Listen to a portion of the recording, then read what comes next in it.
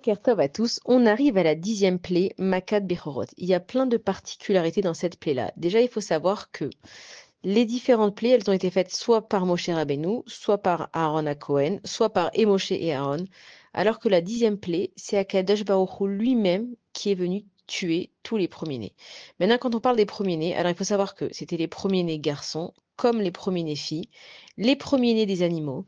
Et en fait, Akadosh Baruch Hu, il a voulu montrer au pays d'Égypte combien ils sont pleins de touma, combien ils sont pleins d'impuretés. Normalement, dans une famille, il y a un seul premier-né. On est d'accord que le premier des enfants, c'est le premier-né. Mais que les hommes égyptiens et que les femmes égyptiennes, elles étaient tellement corrompues que dans une même famille, il pouvait y avoir 4, 5 décès parce que tout le monde allait avec tout le monde. Et donc, il y avait beaucoup de premiers-nés. Et c'était pour montrer simplement aux Égyptiens combien ils étaient remplis de tout. Maintenant, les premiers-nés juifs, évidemment, ils ont été épargnés. C'est pour ça d'ailleurs qu'avant Pessah, il y a un Ta'anit Bechorot, c'est que les premiers-nés juifs, ils remerciaient Akadosh Baruch Hu de ne pas enfin, de les avoir épargnés. Il faut savoir que Paro lui-même, c'était un premier-né. Akadosh Baruch Hu, il l'a épargné pour qu'il voit exactement la souffrance de son peuple. Et même quand Akadosh Baruch Hu, il est venu donc tuer les premiers-nés, c'est pas qu'il les a tués d'un coup et qu'ils sont morts. On raconte qu'ils sont partis dans des souffrances atroces et horribles. Et on sait que avant chaque plaie, Moshe Rabbeinu, il allait prévenir Paro, il allait lui dire attention, si tu laisses pas le peuple juif s'en aller, voilà telle et telle chose qui va arriver. Et à chaque fois, Paro, il se moquait. Maintenant, c'était connu donc cette chose-là. Donc là, avant la Maka des Bechorot, Moshe Rabbeinu, il va chez Paro et il lui annonce que les premiers-nés vont mourir. Et donc, tous les premiers-nés d'Égypte, quand ils ont entendu ça, ils sont allés se plaindre chez leurs parents. Non, mais là, vous êtes marrants, vous êtes en train de mettre nos vies en danger, donc ils sont venus se plaindre pour leurs parents. Leurs parents, ils n'ont rien voulu faire pour comprendre combien est-ce que les Égyptiens, ils étaient mauvais, combien ils étaient impurs. C'est que même quand ils ont entendu qu'il en va de la vie de leurs enfants, encore, on peut comprendre que les bêtes sauvages, peut-être qu'elles vont détruire des maisons, que la grêle, elle va détruire des constructions. Mais là, il en va de la vie de ton fils, de ta fille, des enfants que tu as mis au monde qui auraient rien demandé. Et tu es prêt à les laisser mourir par gava, par cavote, par impureté.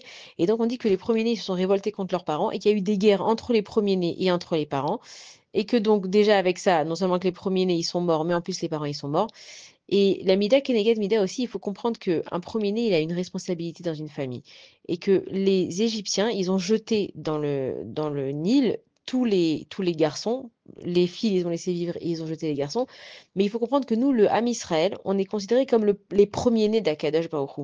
Et de la même façon que les Égyptiens, ils ont fait du mal au premier-né d'Akadosh Baruch Hu, qui est le peuple juif, Akadosh Baruch Hu, il s'est vengé, il nous a vengés en tuant les premiers-nés, que ce soit des animaux, que ce soit des garçons et que ce soit des filles. Et donc, on connaît l'histoire qu'il fallait peindre les linteaux des portes avec du sang d'agneau pour que Akadosh Baruch Hu, en fait, ou Passach, il a sauté au-dessus des maisons. Et chaque maison où il y avait le linteau de porte qui était peint avec du sang, Akadosh Baruch Hu, il comprenait que là-bas, il y avait des Juifs, il sautait au-dessus de la maison et il allait dans les maisons donc des Égyptiens pour tuer les premiers-nés. Et après cette Maka-là, Paro, il a dit ça y est, il en peut plus. Et donc, on peut se dire, bon, bah, c'est quand même une coïncidence parce que voilà, c'était la dernière Maka et tout d'un coup, Paro, il en peut plus.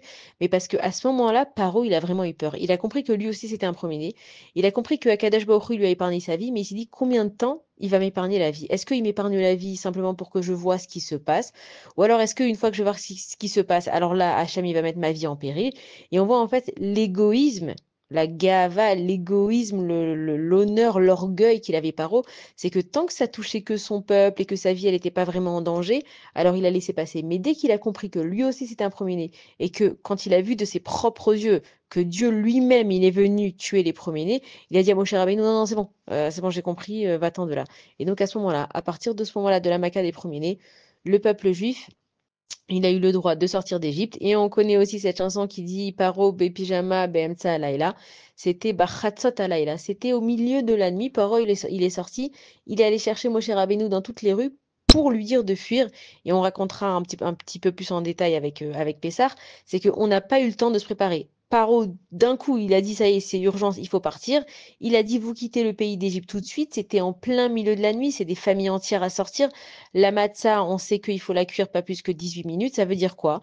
Ça veut dire que les Bnei Israël, ils n'avaient pas plus que 18 minutes pour sortir. Sinon, ils auraient cuit le pain plus longtemps. S'ils avaient mis 1 heure à sortir, ils auraient eu le temps. Bon, la maman, elle met le pain dans le four. Le temps qu'on prépare les affaires, on sort. Après, on sort le pain.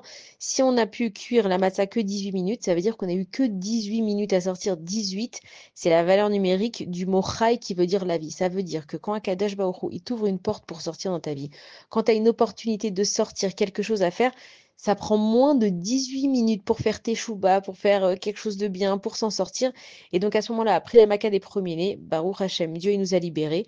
Et Maaseh Avot Siman de la Banim, de la même façon que Akadosh Baruch Hu, on a vu dans les différentes plaies qu'il a vengé les béné Israël face que ce que les Égyptiens ils ont fait, Bezrat Hashem, nous aussi, notre Géoula, elle viendra très rapidement. Et on se pose la question, mais Akadosh Baruch Hu, on attend tellement la Géoula, on peut pas partir en grande fanfare, en plein milieu de la journée, et qu'il nous fasse des révérences, etc. Akadosh Baruch Hu, il faut savoir que quand il décide de nous sauver, quand la porte, elle s'ouvre, c'est tout de suite et c'est maintenant. Il n'y a plus de temps à perdre avec mettre des beaux habits et mettre des révérences. C'est pour ça que pour la Géoula, il faut se la préparer dans sa tête parce qu'il faut être prêt. Ça peut arriver à n'importe quel moment. Nous, on se dit peut-être en journée, comme ça on est bien réveillé, on n'a pas besoin de réveiller les gosses en plein milieu de la nuit.